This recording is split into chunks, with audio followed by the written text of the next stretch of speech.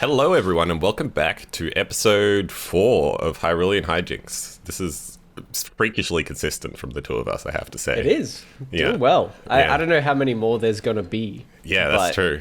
I've been enjoying it. I want to find more games to do, like, little quick, half-hour podcasts with you. We just go through all the Zelda podcasts, all the Zelda games. I have thought about it. I haven't played a bunch of them. Doing this I haven't played a bunch of them. It would be very good. I have wanted to play like all of them as well at some point. I've played like quite a few, but not all. The only ones I have completed are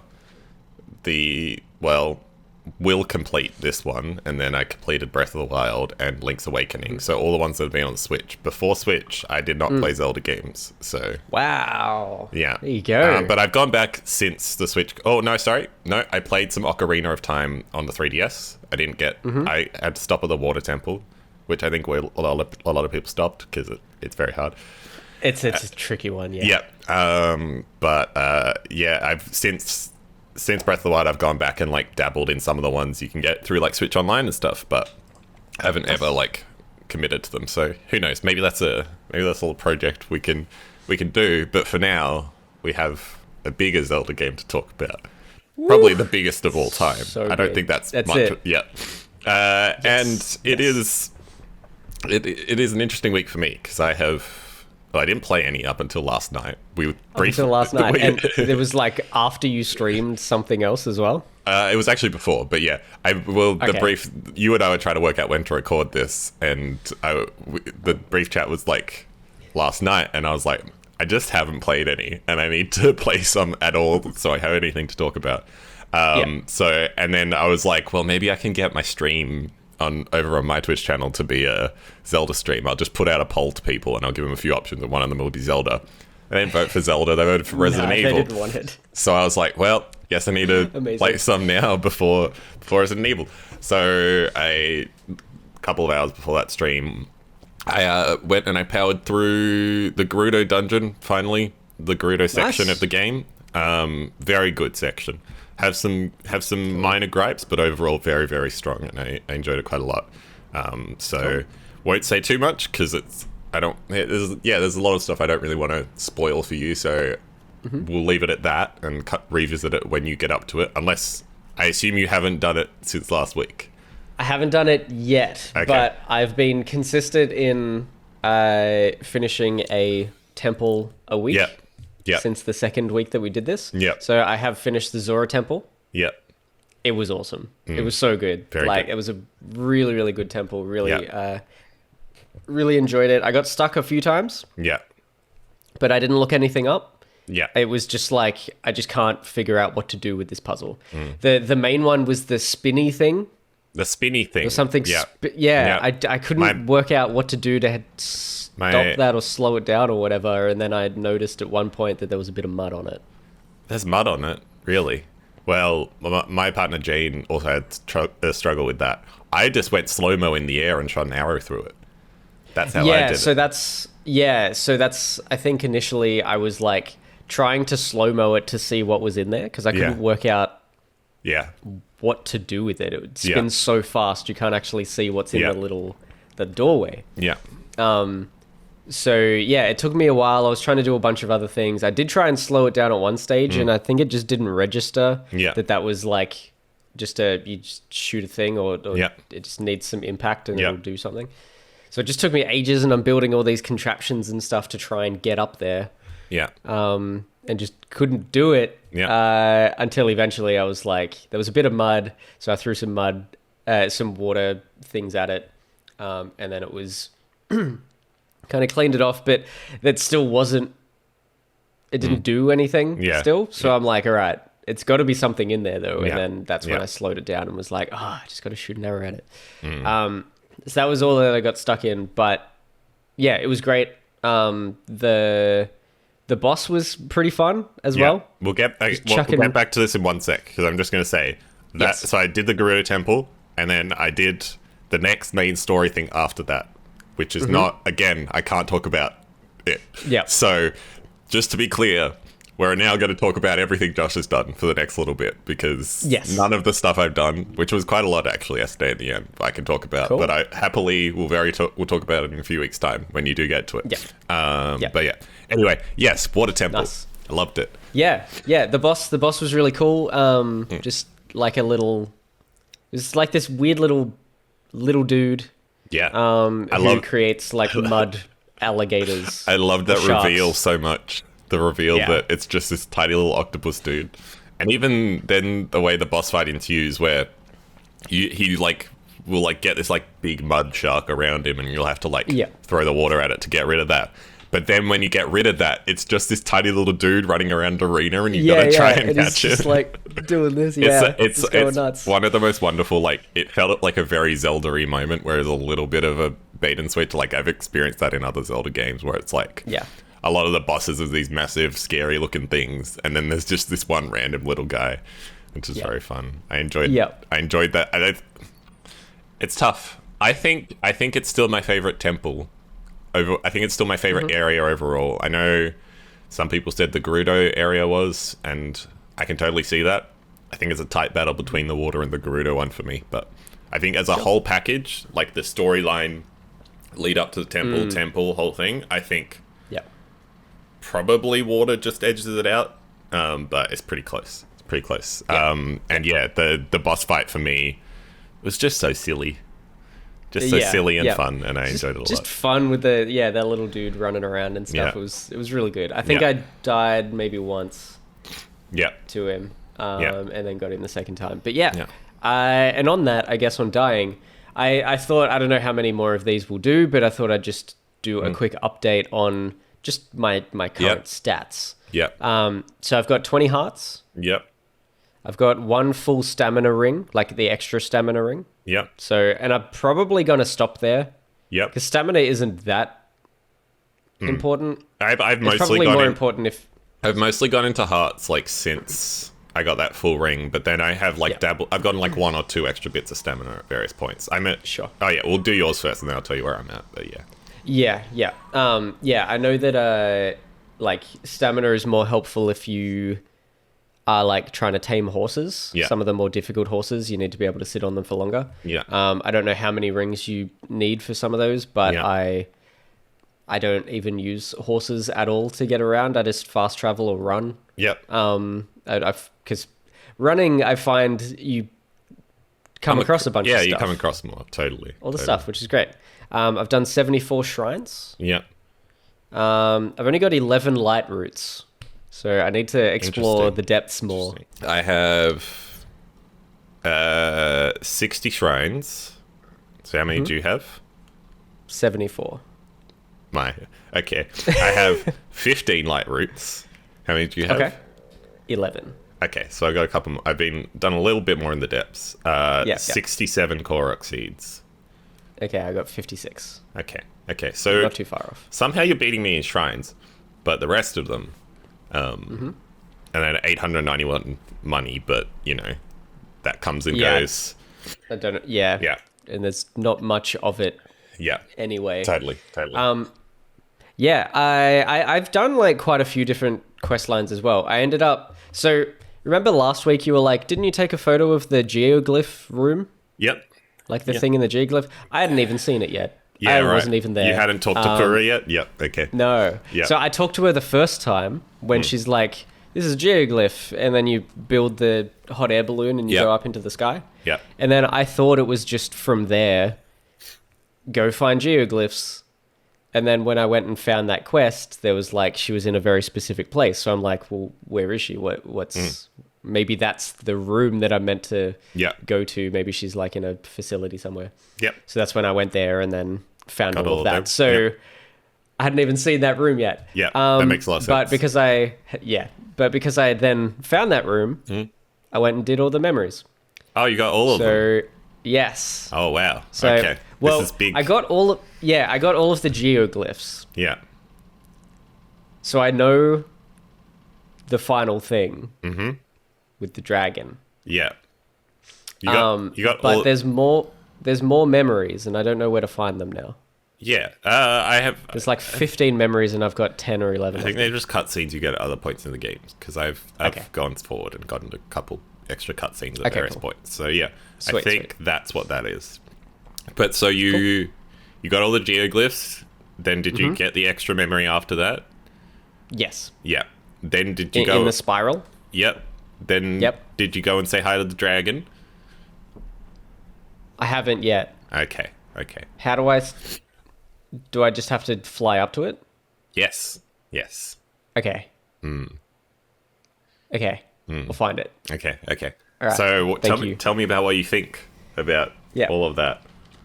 It's crazy. How spoilery are we here? We're going spoil. Like, this is the whole point of this, is we're gradually uncovering your playthrough and therefore my playthrough as well. So it's like, yes, if they're watching the 4th episode of this, I think they care enough. Like, it's fair. Spoilers for Zelda. Spoilers ahead, like a major spoiler here. Yeah. So in time, in the memories, Zelda is trying to figure out how to help you, and how to save Hyrule, and learning her time abilities and all this stuff. And she learns about these sacred stones. And someone tells her at one stage in one of the memories, there's a forbidden practice where if you eat a sacred stone, you become an immortal dragon. Yeah. And so the giant, like, Chinese dragons that fly around, that's the immortal dragon. One of the coolest things about these memories is the order in which they are delivered is the order in which you find them. So for me, I found that memory pretty early, and I was like, oh damn, she's gonna become a dragon. She's gonna eat it and become a dragon. But I was like, but is she? Surely not. And so I was going through this whole thing being like, is that what we're leading up to? So that was a cool little thing for me. Nice. Yeah. I think that was towards the end for me, which was cool. Yeah. But yeah, so then she, she's also trying to restore your Master Sword because it's been destroyed by the gloom or whatever. And so she eats the stone and is like holding onto it, trying to force whatever power she gets, I guess, out of her transformation into the sword. And she turns into an immortal dragon. And that's how she's gotten back to modern time, or that's, I assume, how she gets back to modern time. She is a dragon. She's waited. Yeah, but so she's waited for hundreds of years. And the big thing is that, like, they lose. But apparently, when you become one of these dragons, you lose your sense of self, and like it's like a whole thing. Like, we don't know how much of Zelda is actually in there versus this dragon. But I did, after getting all these memories, I did go back to Pyrrha and tell her that I got them all, and Pyrrha was like, oh my gosh, she's a dragon now. She's, we can never get her back. Or can we? Maybe there's a way. And then she, that sort of, it's a little... But is there a way? I don't even know. I potentially, potential foreshadowing, but who's to say? But wouldn't that be insane if Zelda was just gone? Yeah. It would be crazy. That's the whole thing, is it's like Zelda games here and there when it comes to their storytelling. But for me, that moment was like, wow, this game has a story, and this story has stakes. Like, even if it ultimately comes to a point where it's like, she's not a dragon anymore, and like we do all that and stuff, it's like, it felt like that whole like arc of her like genuinely actually meant something in a way that like I never really felt with Breath of the Wild and stuff. And it was like uncovering what she like had to kind of do to get to that point and to get the Master Sword back to Link and stuff was just like wild. Like the narrative in this game is genuinely really compelling, and still at the point where I'm at, where I think I mean, the game doesn't end in the way that Breath of the Wild ends when you do all the 4 things. Like, the next thing isn't fight the final boss. So the next thing I did just now, after the Gerudo Temple, is like even more kind of like story stuff that I just like. There's so much attention given to it in this game in a way that Breath of the Wild never did, and in a way that not all Zelda games do. Some of them are very convoluted in their storytelling, and whereas some of them focus really hard in on it, and this is clearly one of the ones where they focus really hard in on telling like a very compelling story. Yeah. It's incredible, like the amount of stuff that they had to improve on for Breath of the Wild. Like the story was never great in Breath of the Wild, but it was a fantastic game. Yeah. So everyone just remembers it as being one of the greatest games, even though the story was, no one really remembers it. But then, this one, it's like they had to come up with a bunch of new mechanics. Yeah. Use exactly the same world that they had before. Yeah. And add to it. And also have somehow told like one of the most interesting high stakes Zelda stories that I can think of. Yeah, totally. Yeah. So good. And like the Zelda, you know, the female in these games traditionally is the, you know, damsel in distress. Doesn't have the most agency, yeah, for sure. Yeah, but this time it's like she's like, I need to save my world. Yeah. And help the future. Totally. I'm going to absolutely, essentially, like it's almost a form of like committing suicide, right? Like she's just, she will live on forever, but she won't really be there. She won't experience it because she's lost all sense of self. She's gone. Yeah. She's essentially just disappearing. Yeah. To save everyone. And it's like, that's such a poignant moment. And I wonder how, like if I didn't do that, because I know it's in the main missions section, main quests. Would I have to have done that to get to the end of the game? Is it gonna like make you do all the main missions before you get there, or could people just miss that if they don't bother with the memories? From what I've heard, and I might be able to correct you on this in a little bit, but I think there is a bit at which you do have to have, or at least they highly suggest you do all of them.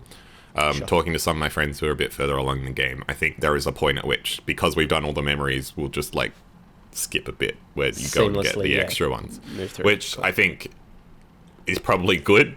Again, I'll report back to you once I've played a bit more, but I think that's probably a good thing, because it does feel in a way that you could defeat Ganon without doing all the divine beasts in Breath of the Wild and probably not have that much of an effect on you. You couldn't not get all the memories in that, and still the game, it'd just be fine. I think you said you didn't even get all the memories in Breath of the Wild. No. Yeah, so it's like, but I think they are pretty integral to the story this game is trying to tell, so I'd be absolutely very surprised if that's not a thing. But yeah, I'm super impressed. Again, the one thing I will say is like the voice acting from some of the characters and the like English translation of the writing, I'm gonna say, because I'm not sure it's the actual writing itself, sometimes falls a bit flat in these moments, which is definitely probably is the only thing that kind of hampers it. These two games, the English voice acting has been there's a lot of much to be desired. A lot of British people when I don't expect there to be British people. Totally. I mean, Zelda's very British, obviously, but when I was doing the Gerudo stuff recently, and I was like, why are you all so British? I don't look at you and imagine a British voice. Totally. But yeah, it's still a super good story, and I don't think like that detracts from it too much. And some of it is voice acting, but I do put a decent amount of it down to translation-based stuff as well, because obviously these games are made in Japan. And there's a lot to translate. That's the other thing. There's a lot to localize for these games that I'm like, I don't blame them if it's not absolutely flawless. Absolutely, If anyone is interested in Zelda translations, Good Blood, who do their Unraveling God of War series, and there was a Zelda Breath of the Wild reading between the lines or something about the context or something. He has a video that he released, I think, late last year on Majora's Mask and the translation for that. So he went and found the guy who did the English translation and interviewed him. And it's basically just that guy talking. Like, you don't see any of Javid, the channel owner and video editor. Yep. But yeah, it's just basically telling the story of the translation of Majora's Mask and how intense that was to make sure that he got it as accurate as possible to tell the correct story that they were trying to tell. Totally. Which is really cool. It's a cool video. Yeah. I found it not as good as the other ones. Yeah. Not as compelling. But still really good if you're interested in translation stuff. Totally. And I think without getting too much into beyond the Zelda of it, I think it's something we take for granted a lot is like localization in games. Because like think about how many games are made in Japan or just like that region of the world and stuff. And like the fact that they will always have to localize it massively for a Western audience and stuff. And it's not as simple as tucking it all into Google Translate. I'm sure most of us are aware that it's like not only is it there's some words that don't have equal meaning over here, that kind of thing, but it's also a thing of like localization is like changing certain symbols, changing things that might be like offensive in one area to not be in another area, all those kind of things. So it's like, it's such a massive job. So it's like you look at a game like Zelda made first in like Japan, and I'm sure there was, because it's going to be a global hit, there was a bit more work put in to make sure it like crossed over well, but it's still a thing of like the amount of you're committing to making that game immediately in 2 main languages, and then obviously more once you get into more localization work. But it's like it's crazy, man. It's such a underappreciated area of the games industry, in my opinion. And so I don't think I've watched that video, but I definitely will go and do that. Go check it out. It's really it's cool. Super interesting. But back to this game. So you've done the Zora, you've done the memories. Yeah. You've done like 70 shrines. Are you feeling like you're gonna just like power through some story stuff now? Yes. Yeah. So I've done a couple of other things. I've got a couple of other things on my list. Yeah. I did the Great Plateau quest line that you recommended last week. That was really fun. Yeah. I did pretty much all of it last night. Yeah. Yeah. After I hung out with a mate. Yeah. But yeah, it was like really fun and interesting and unique. Yeah, totally. I really liked it. So, I mean, we can talk about it now. So the whole concept of the storyline is basically that there are these bargaining statues kind of like around the depths and around the world. There's a couple on like the upper world and stuff. And so basically one of them is in the Temple of Time that you go to in the original Breath of the Wild game, disguised as the mother statue, or the statue of the goddess. And so you talk to it, and it's like something in the lake. Yeah, I think I have a photo of it because I kept going back to it. Yeah, yeah. I am trapped ... under the water ... behind the stone gate ... of the Great Plateau. Yeah, there we go. So basically, where you were. Yeah, it's a thing where you have to like basically go to the base of the plateau and like drain a bunch of water out so that you can talk to one of these. I think it's another bit of a statue or something. And then it's like, drop all my eyes into the 4 chasms around the place. And this was the moment when I realized, hang on, these 4 chasms locations look very familiar. And I was like, oh, okay, they're where each of the shrines were in the original game. That's very cool. It's a cool idea. Yeah. And then so you got to kind of go around to each of those 4 locations on the plateau, find where the eye is, which some of them are a little bit fun to do. That was enjoyable. Yeah. There's just this big, like, it's a big stone eyeball, basically, with a bit of color in it.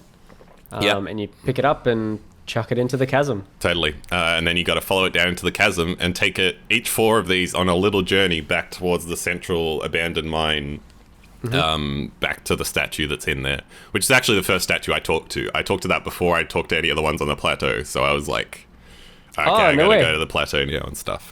Because the first one of the bargaining ones I found was the one in the middle of where like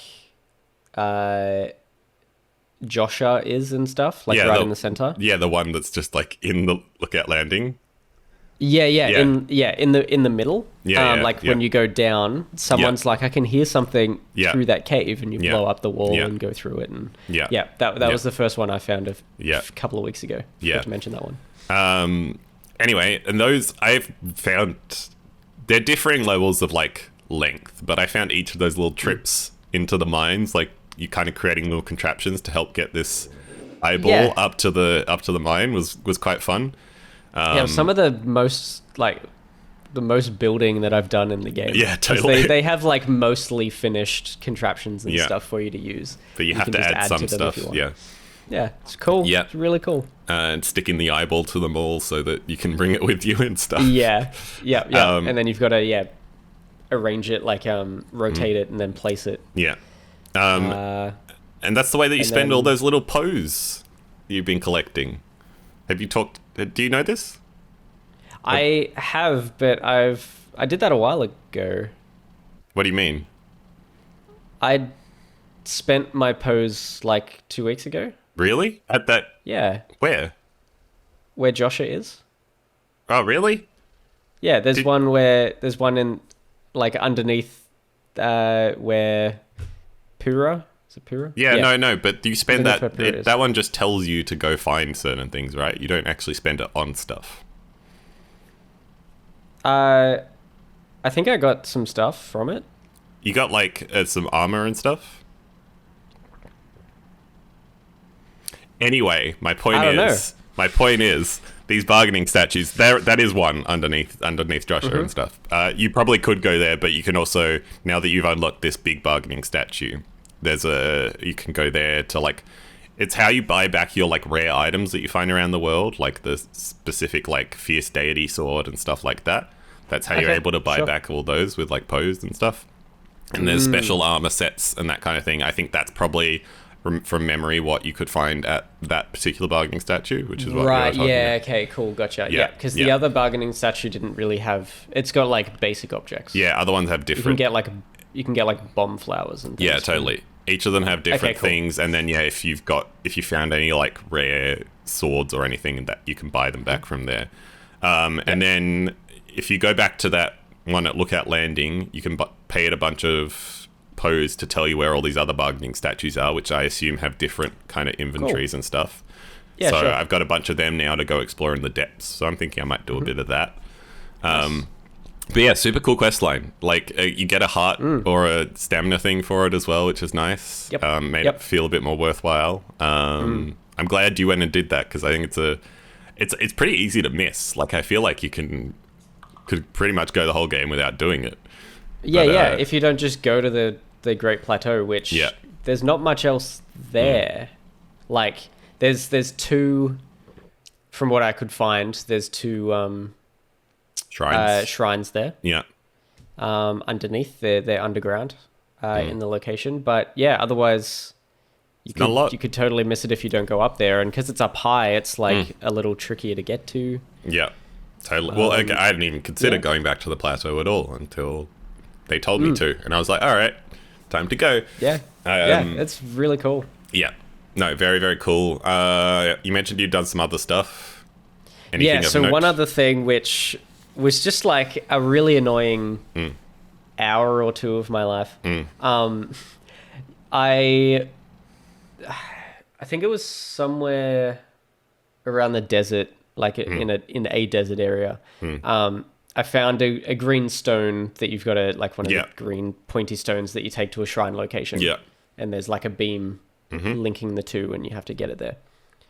I found one of those, and there was like some items to make a car with a bit of a steering wheel.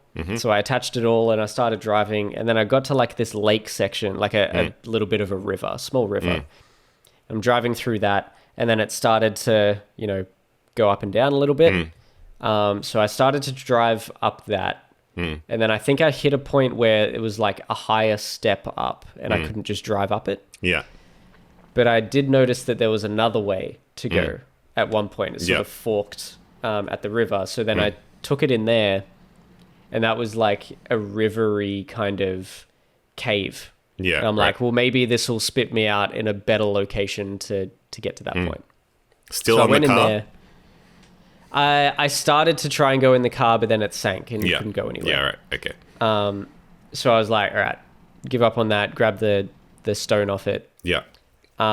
Dropped the stone. The stone got carried through the cave, off a waterfall, down into another lake. Oh, no. A much bigger lake with not much to stand on except one very slanted rock. Yep, great. So I managed to work the green stone over to that slanted rock, and then I had no way of getting it anywhere because this slanted rock was just in the middle of a lake. Yeah, yeah. So I was trying to figure it out. I ended up using like a few different like capsule objects for my Zonai devices. And tried a few different things. Most of it was just trying to make a hot air balloon to take myself out of this canyon where the lake was. Yeah. But I needed like a base to stand on. Yeah. So I tried to use it wasn't a mine cart, but it was like one of the things with just like small wheels on the sides. Yeah. Tried to use one of those, but the hot air balloon thing wasn't strong enough to lift it fast enough to get me out of there. Yeah. So I had to leave it all there. I found like a wooden plank. I found 2 wooden planks, glued them together, accidentally destroyed the bigger one, so I had the smaller one. Yep. Managed to get it back. Yep. Stuck the hot air balloon to it, and then stuck a fan like diagonally to the back, so that I wasn't only going upwards, I was going forwards. And then I should have, but I forgot to attach a steering wheel to it. So in my head, I'm like, I've just got to aim it. I've just got to aim it for like the top of one of these cliffs. And I managed to do it like perfectly. And then it was just from there, like another, I don't know, 15-ish minutes to actually work it over to the shrine. But it was probably like an hour of building and trying to work out how to get this freaking stone out of the cave, out of the lake. That sounds horrible. It was really frustrating, but kind of fun and rewarding once I actually got it there and I managed to build something that worked. Yeah. That was really fun. And Max was watching me and she was just like, just do something else. And I'm like, no, I can't. Amazing. Yeah. So that was really fun. Yeah. That's cool. That's like, cool. Frustratingly fun. One thing I've like started doing a bit more is using the rewind mechanic as like a do-over, because I forget that you can just rewind, like if you drop a bunch of stuff as well. Yes, I have had to do that. I did have to do that for the river stuff, like whenever anything fell in the river, because I was on a slanted rock that also didn't help for being able to build stuff easily. And things would fall off, or I'd I'd try something and it would sort of like wobble around and fall in the river. I'd managed to time reverse something that I could just reach. Totally. It's bring it back to me. It's kind of nice that they've given you that little mechanic, but like it can also be used in other ways that are very helpful. But totally, it's I have a video on my Switch of when I was trying to roll a Korok down a hill to get a Korok seed to like get it to one of its friends. And this was in like one of the Gerudo mountain areas, and it just completely fell off the side of a mountain. And because the rewind feature has like infinite reach, basically, you can rewind something from anywhere. It was like this tiny little Korok all the way down the mountain by the time I got to it to rewind it. I had to like position it so I could get the cursor over it just so that I could rewind it back up and pick it up as it was rewinding all the way back up its roll. It was very funny, but it's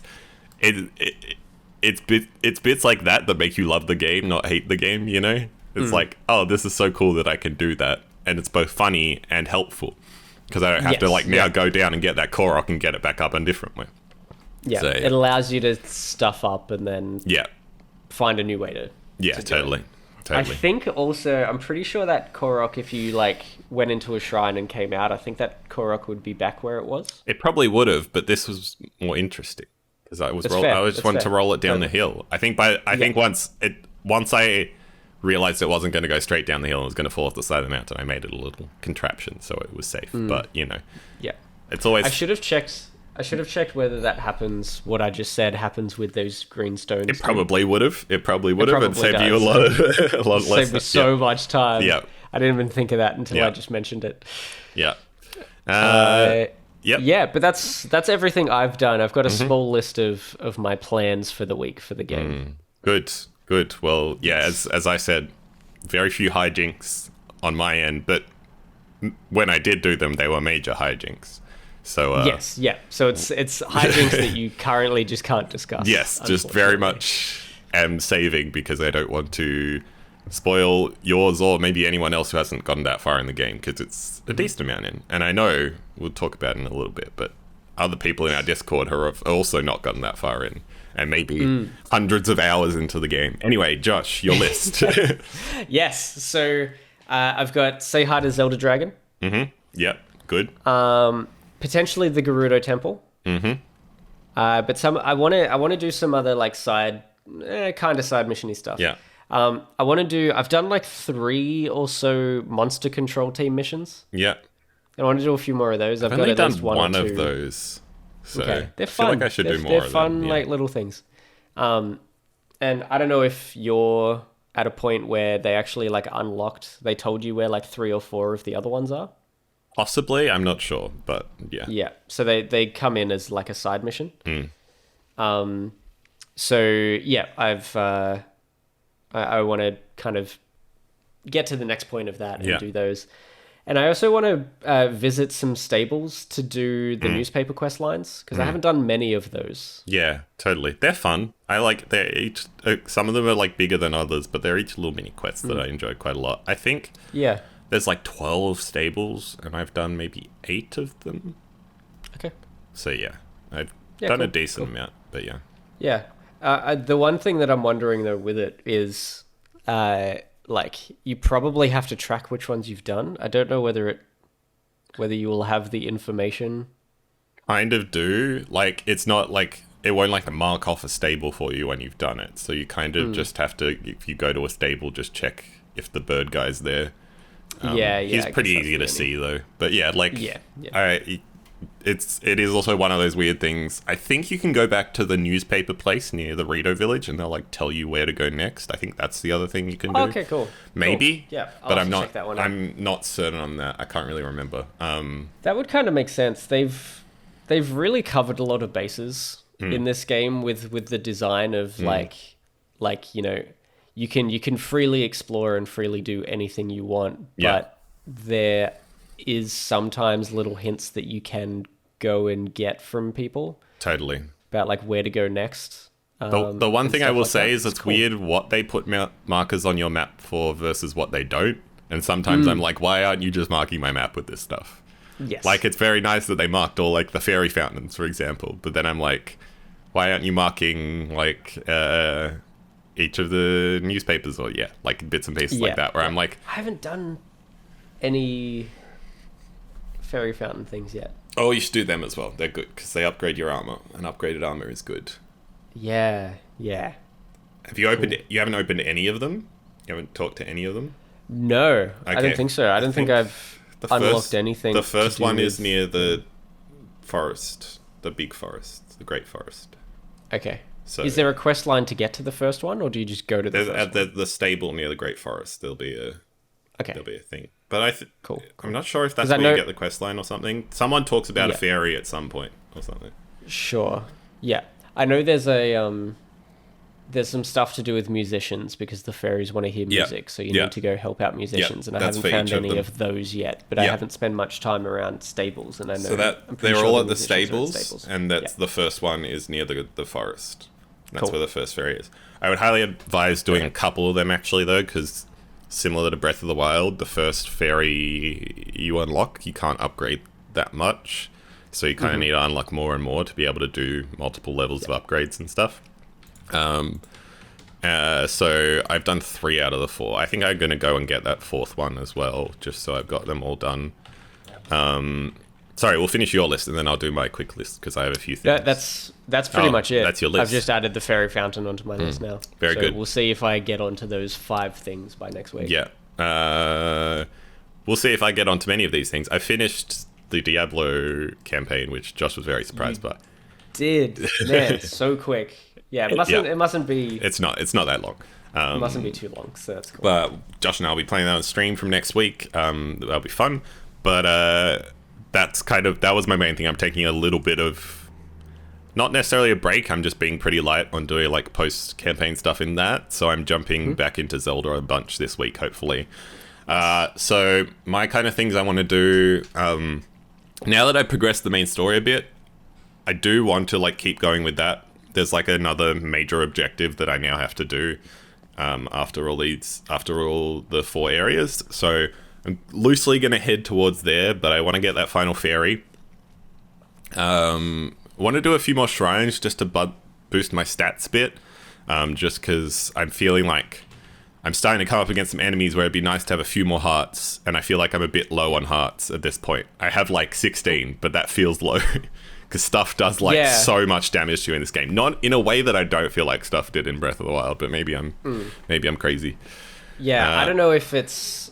I don't know how other people do it, but whenever I'm up in the air at all, I look around and just look for like green stuff and mark it. Every single time. I was doing that at the start of the game, but then...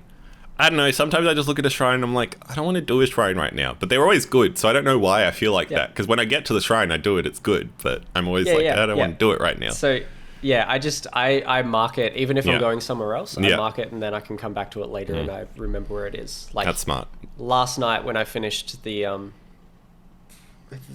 Great Plateau mission, I could see 4. Yeah. And I'm like, I don't have time to do all of these because it was like 12:30. So I marked them all. And then I probably shouldn't have done this because I'd already marked them, but I went to them all and just unlocked them. Yeah, right. And now today, like later tonight or whatever, I can just go to each of them. Yeah, totally. And just finish each of them off. And then it's that's another 4 things and it's very smart. Another heart. Yeah. So I'm going to try and do a few more of those as I kind of head on my way over to where this next objective is.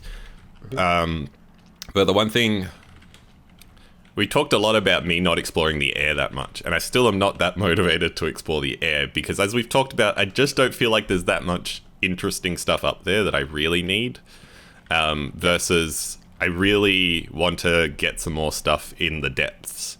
I really want to like unlock more of that. And now that I've talked to the bargaining statue and found out where some of the other bargaining statues are, I kind of want to explore around, head to those locations that they marked on my map and explore around there a bit more and just unlock more of the depths map, because I feel like you can get this gloom protective armor, which is very useful, I've found. And so I feel like there's more bits of that armor that I need to go and find in the depths, and I really want to go and do that. And maybe I'll explore the sky some more, but I say that every week, and then I don't, because every time I go up there, I'm just like, no.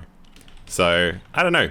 I don't want to go. I don't want this to go on for too long. But how are you feeling about the sky stuff in general? Because again, it's the thing. Sky stuff. Yeah, the sky stuff is still. There's still not much going on there. Yeah. I am still intrigued by those sky islands. The ones with like pointy bits, and you were like, yeah, I think that's a quest thing. It is a quest. Yeah. Have you unlocked it yet? If you go to Kakariko Village and talk to a guy, he says they're little. You take photos of the tablets on each of them, and he can like decipher them. So if you go to each of the little star things, just at least take a photo of it, and go talk to. There's like a researcher in Kakariko Village that's been doing all this stuff. So, okay, cool. Have you been to Kakariko Village yet? I have, yeah. Okay, yeah. Because I've gone to all of the fallen rings and stuff like that. I've done all that stuff. Yeah. But so that's kind of, so definitely when I finish, do the last fairy. I think I'm gonna do a bunch more exploring in the depths. I kind of just want to like flesh out my depths map a bunch, and then maybe do more main story. I'm kind of at the point where I'm like, do I just go through and I can see the ending in sight. I know it's a little bit away, but I can see the ending in sight, and I'm like, am I ready? And maybe I'm ready, but maybe I'm not. Are you afraid that if you finish it, you'll be done? If you finish the main story, you won't be motivated to play more? Yes and no. Yes, in the sense of any other video game that I have ever played, that's always the case where I'm like, I'll go back and finish it. Like God of War Ragnarok, I'll go back and do more stuff, and then I never touched it again. Sure. But then I know in the sense that I feel and am pretty confident that Zelda is different in that regard. Because it's just...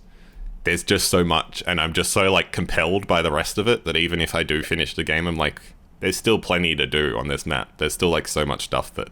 There's so many side adventures and stuff that could basically be their own little main stories. As like... Yeah. So I wish this had achievements. I really wish it had achievements or trophies. Because, man, I would not stop playing until I got them all. I think it'd be so good. I'm tentative in the sense that it's not normally how I interact with games. I know I always want to go back and then I don't. Yep. But I do think this is going to be different, which is why this podcast probably has more legs, because I think I'm going to genuinely keep wanting to do other stuff. And like, cool. I've heard there's a very cool, like, as there was in Breath of the Wild, if you do all the shrines, there is like a worthwhile reward for doing all that. And I'm like, do I do all the shrines this time? Okay. I think there's like 150, so like, I'm like, it's doable. It gives me something to do after the main thing, so... Yeah, so that means I'm basically halfway through all the shrines. Yep, congratulations. But yeah, also multiple people who I know have finished the game at this point are still very much playing and engaged with the game. So I'm confident enough that there's enough there that even just like fighting strong enemies like Lionels and the Gleeoks and stuff, I feel like is a fun enough motivation to like keep doing that kind of stuff. It does remove some of the carrot from it of like, well, I'm doing this all to get ready to fight Ganon, I assume. But then it's also like, well, ultimately, like, there's still like, you know, it's the objective is what you make out of this game. It's not really like it'll be cool to get through all that stuff, but then I'm sure there's plenty. Build a house. I'll just be funding a house. That's what I'll be doing. Yes. Yeah. I still just don't know how to make enough money to do that. Yeah, me too. I don't know where to make money other than like I mentioned in one of the first ones that you could make 30 coins at a time or something from doing okay at one of the flying challenges over in the Rito area. Yeah. But I don't know how to do it beyond that. Yeah. I haven't had enough to start my house yet. So. Well, that's for a future podcast. We've laid out what we're gonna do, but as usual, you guys have been chatting in the Discord about your own hijinks. We'll check in with Luke again because he's Chris. Yeah, because what's he up to? He's played quite a lot of the game. I believe this is the 10th. 165 hours and Fire Temple completed was on the 10th, so 4 days ago. So that's 2 temples. He's done 2 temples. Yep. And then jeez, man. The Milk said on the 11th, stopped playing the story, to just bunker down and find the 150 something shrines. I've got 20 to go. My goodness. Wow. That's crazy. How are you finding them? Yeah. You do get a shrine. You do get the shrine sensor thing, right? You've got that? Yeah, I've got the shrine sensor, but like that only works so much. Yeah, totally. Milk says most of the shrines are in caves that he's finding at this point, which is interesting. Yeah, that would be way harder. I think if I was to go shrine hunting, I would just go straight to the internet. Totally. I'd find a checklist, go through all the ones that I had, check them off, and then... I think that's the best way. And then later that day, Milk said, just learned how to make pizza. Do you know you can make pizza? Hey. Cool. I did not. Well, you can. Very cool. And then he also invented garlic bread. He made melty cheesy bread for everyone. So. Oh, I've been given that by someone.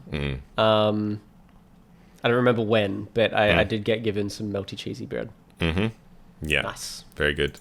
And then Lucrius, the next day, 2 days later, said 3 temples down. So all of a sudden he's powering through a couple. There you go. He did the he's caught up. But he did the Gerudo one next, so he's leaving the Zora one for last, which is very interesting.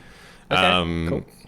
Yep. And then Nicrotex replied to this being like, am I the only person who went wind, fire, water, lightning, like the order you're supposed to go? Because everyone in this chat seems to have done it in a different order. But I know you're doing it in the right order, so to speak. Mm-hmm. So there's one person, Nicrotex. There you go. And then Lucas on the 12th as well. Yeah, 3 temples at 180 hours. I maxed out stamina and have 16 hearts. My goodness. Maxed out stamina. Crazy. That seems like the other way to go. Why? Yeah. I'm intrigued why he's maxed out stamina, of all things. Totally. Me too. Please tell us. Yeah. And then Nicrotex, I'd posted Hijinks this day, so this is why everyone was kind of updating where they're at. Nicrotex done 4 temples, 24 hearts, 3 full stamina wheels, and I think 6 or 7 batteries. That's a lot of batteries. Yeah, that's a lot of batteries. I have the first one that you get and 2/3 of another one. Yeah. I do not have much. I think I have... Let me check, actually. Because I don't want news. Nintendo. That is one thing. I'm going to add that to my list. I've gotten 4 battery bits. So I've got 1 battery extra plus 1/3 of another one. Okay. So Nicrotex says, I want to try and clean up as many of the side quests as I can before forging ahead to endgame, and there's just so many. Last night I played for about 4 to 5 hours and managed to complete 10 side quests and unlock another 10 while I was doing those, so I feel like I got basically nowhere. Yeah. Amazing. Yeah. It is that kind of game. So people, everyone's like kind of engaging with it in different ways very clearly. Like, I think let's check my hour count actually. That's a good thing to do. Because nice. Luke's here at 180 hours.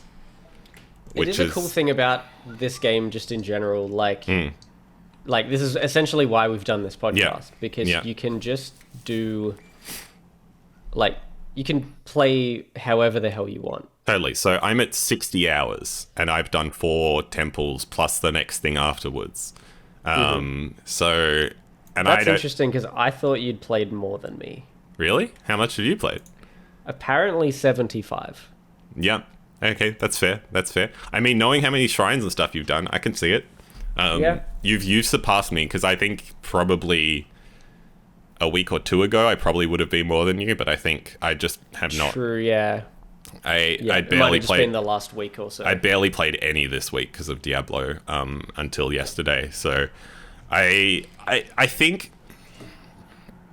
You know what? I think now that I'm looking at that, I'm like, maybe I will spend a little bit of time not doing story stuff for now, and I'm just going to go and do some side quests for a little bit, get my hour count up a little bit, get my stats up. You guys have inspired me to not mainline too much, but I also do just want to know where the story's going, because as we talked about, the Zelda stuff's really interesting, and that I don't feel like I lose out if I mainline the story, because there's still plenty of stuff to do afterwards. So, we'll see. We'll check in again with everyone next week. Keep keeping us updated in the Hyrulian Hijinks channel on the Discord, which you can join by going to patreon.com/each to their own for only a couple of dollars. And you can tell us all about your Zelda hijinks and many other things in our Discord. And we'll keep telling you about ours every week, it seems, because we're staying remarkably consistent with this. We said they'd be short, but so far they've all been 40 to 50 minutes. So apologies. I don't think that's gonna change anytime soon. From what I can tell. No, considering how little I had to talk about this week, and we still made it 50 minutes. So that's what it is. That's what the podcast is at this point. If you're listening, we appreciate you a lot. We just like rambling on about games we enjoy.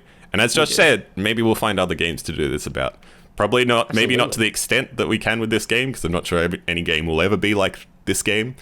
But yeah, this be a fun experiment for us. We're enjoying it a lot. I assume. I'm talking for you, Josh. You're enjoying it. Yeah, absolutely. Like, we don't... It would be cool because, Will and I in particular play such different games. Yeah, yeah. But you and I play quite similar games. Yeah. And we do, reviews of movies and things pretty often, but not usually for games. So it'd be cool to sit down and if it's a longer game, do things like this, or if it's a shorter game, say, let's play through this and then just smash through it and do a podcast about it. We could do more of that, Josh. I'm happy to do more of that. More game reviews. Hell yeah. Sounds good. All right. Absolutely. Well, we've made plans. Will we live up to them? Hopefully, but we'll find out. I've written them all down. I'm putting yours down too, Ben. Yeah, awesome. Amazing. So, keep up with you next week. Sick. I'm not going to remember many of them, so I'm going to get hit 20% of that, but it's fine. All right. Sweet. We got to go. We got to continue our work days because we're recording this at lunchtime. But thank you so much for listening. We'll catch you all next week for more Hyrulian Hijinks. I've been Ben. We will. I've been Josh. Bye. Bye, guys.